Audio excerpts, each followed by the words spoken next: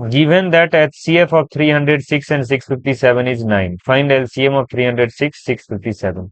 अब कैसे होगा ये? HCF दिया है, LCM पूछा है। तो देखिए, एक तो तरीका हो सकता है कि इन दोनों नंबर को फैक्टराइज कर लिया जाए, प्राइम फैक्टराइजेशन से LCM निकाल लेंगे, जैसे इस एक्सरसाइज 1.1 के क्वेश्चन नंबर 2 में किया था।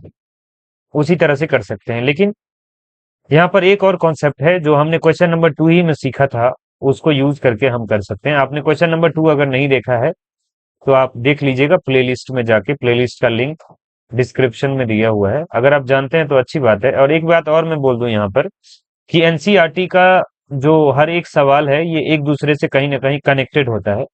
तो पहले का अगर आप जानते होंगे अच्छे से, तभी आगे वाला बहुत अच्छे से समझ पाएंगे। जानते हैं, यू कैन कंटिन्यू, अगर नहीं तो आप उसे देख लीजिएगा, तब इसको बनाइएगा, तब आपको ये वाला मेथड समझ में आएगा। ठीक है, देखिए यहाँ पर अगर ए और बी दो पॉजिटिव इंटीजर हो, मतलब हम जानते हैं, we know that for any two positive integers A and B, किसी दो पॉजिटिव इंटीजर ए बी के लिए उसका HCF को अगर LCM से मल्टीप्लाई करेंगे तो वो उतना ही आएगा जितना ए बी को मल्टीप्लाई करके आएगा। ये चीज वेरीफाई किए थे क्वेश्चन नंबर 2 में।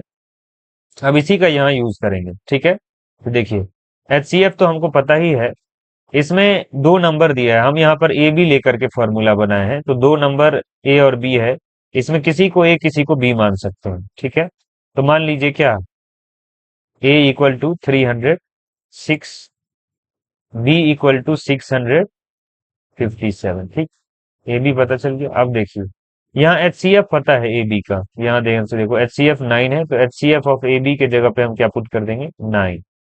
और LCM हमको निकालना ही है, तो पता नहीं है LCM ऑफ ए बी।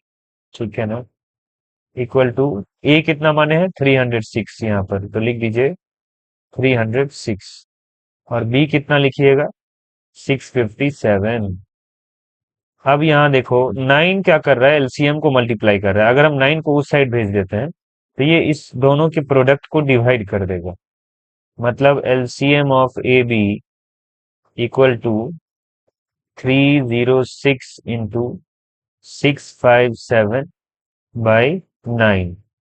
अब यहाँ ध्यान से देखिएगा, 9 से ये दोनों नंबर में से कोई ना कोई कटेगा ही, या दोनों भी कट सकता है।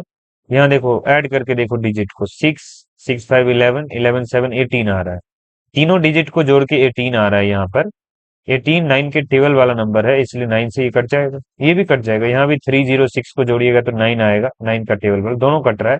किसी को भी काट लो, जैसे ये बड़ा नंबर है तो इसी को काट लेते हैं। चलो 9 से इसको काटिएगा तो 65 तो 9 के टेबल में आता नहीं है, 65 से छोटा कौन आता है, तो कितना हो गया, 9 5 जा 45, 9 6 जा 54, 9 7 जा 63। हाँ 63 7 टाइम्स में आता है, जो उससे छोटा है नियरेस्ट वैल्यू। अब 63 चला गया 65 में, 2 बचा, और 2 के ऊपर ये वाला 7, 27, और 9 3 जा 27। ठीक है ना, अब देखिए यहाँ पर आ गया क्या, LCM of A B. A B की जगह क्या पुट कर दो, यहाँ पे क्या पुट किया हुआ है 306 और 657 इक्वल टू हो जाएगा 306 इंटू 73। ठीक है ना, अब दोनों को मल्टीप्लाई करके आप लिख दीजिएगा, आंसर हो जाएगा 306 को मल्टीप्लाई करो पहले 73 से, तो क्या हो जाएगा, 3 6 जा 18, 1 बचा, 3 3 जा 9 हो गया।